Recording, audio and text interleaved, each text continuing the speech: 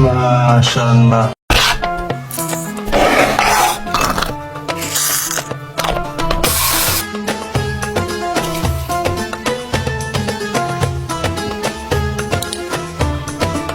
Maşallah.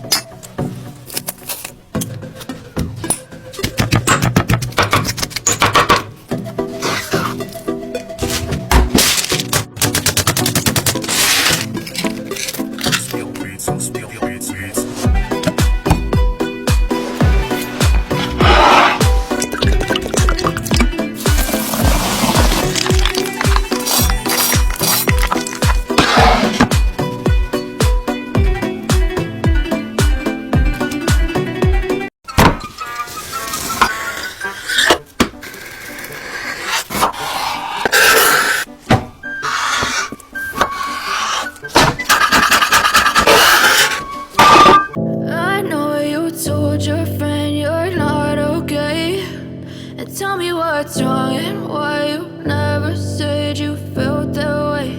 And guess you're trying to stay strong and fake a smile until I look away. But I've known you too long, it hurts to watch your blue eyes fade to gray.